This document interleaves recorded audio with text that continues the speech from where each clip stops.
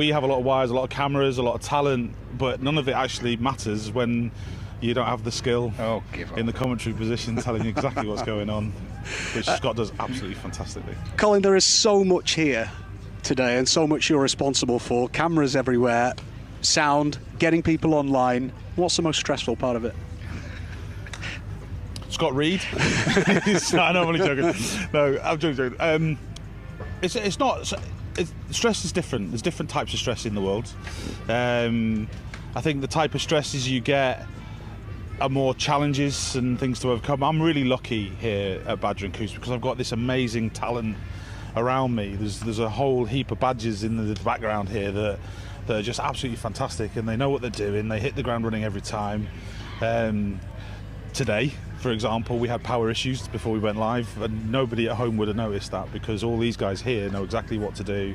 They know what they need to do when those kind of things happen. So I think stress for me is different. I think knowing that I have all these guys behind me kind of just reduces that quite a lot, to be honest. Your life's easier at Old Trafford, I would imagine, without having to rig up somewhere. Yeah, but there's something special about being able to take this on the road. I mean, life is easy. I mean, when we leave bits and pieces of equipment in at Old Trafford is great. Emirates Old Trafford is great. But when we get out to go on the road, and we go to places like Blackpool and Southport and I've got to say it right. Sedbergh. What was I calling it the other day? I have no idea. Sedbergh or something like that. Sedbergh. When we get to go to those places, they're beautiful. The sun's shining.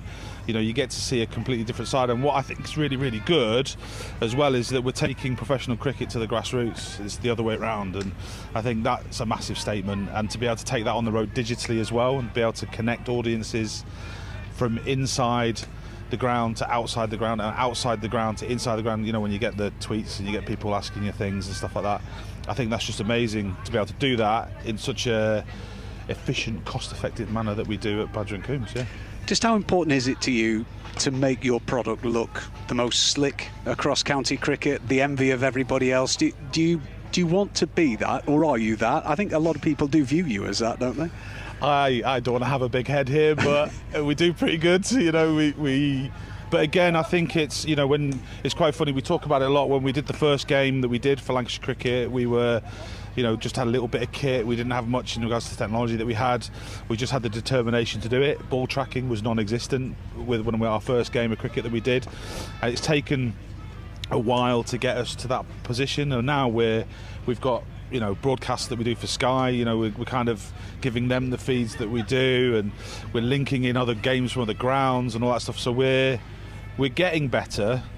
We'll never say that we're the best, because I think if you say that you're the best, then you give up. You should never give up. You keep trying, and we're always trying to push the media consumption habits of what the audiences are like. We're always trying to push those, and we always try and challenge Scott to do things a little bit differently and stuff like that when we can. I mean, we joke about it, but we had him on a roller 2 years ago, and we brought a fan in from home via Skype to talk to a player in the outfield last year at Sedbergh. No, Southport. No, it was both, wasn't it? It was both, yeah. It was both, sorry. So we were doing things like that and using technology that actually is quite cost affordable, and you could probably do it at home, but don't tell people that, because then that puts us out of the job. But I think it's that creative ability to marry digital technology to creative stuff and bring those two things together that we love doing so much. I mean, Scott, the role that you've been doing it for a long time now. Your role is very different than the first time you were the Lancashire Cricket reporter, isn't it?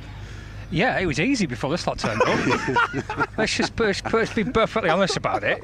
It was quite a straightforward gig. You get to the cricket, you plug in, you commentate. You don't have all this absolute nonsense that surrounds it with him barking instructions at you. I'm only joking. I'm not really. It's true. The biggest thing for me was, and it was all born out of COVID, wasn't it? This was all born out of COVID. So the lockdown year, when eventually cricket restarted, but fans couldn't go and watch games.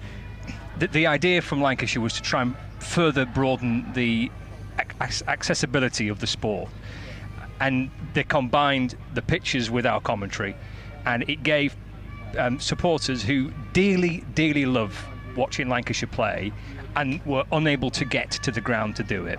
It gave them a sense of being there.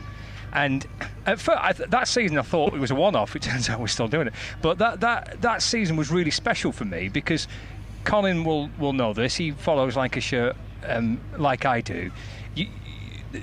Watching county cricket and what Lancashire cricket means to its members is an awful lot. And they perhaps those that turn up to watch county cricket are a relatively small band of people, and there's obviously a much broader audience, as our figures and Colin's figures and combined figures will back that up.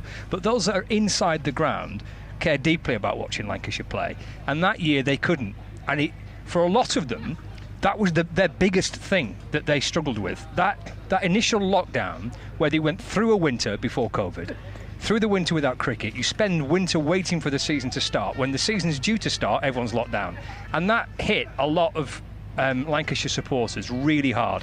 So having that ability to be able to watch it and access it and to feel as though they're engaged in the game when they weren't there, I think was absolutely vital. And I think it would have done an awful lot for a lot of people's mental health who couldn't get to games to watch it. And it's developed and gone on from there. And it just helps the appeal of the game. And when you are battling against other sports, and here in Lancashire we're lucky we've got so much football, but it is a competition to a degree with other sports for participation levels and for people accessing it. I think when you've got the ability where you can switch on your app or switch on your website or flick on the YouTube or whatever it is and gain access to the sport, I think that's absolutely priceless.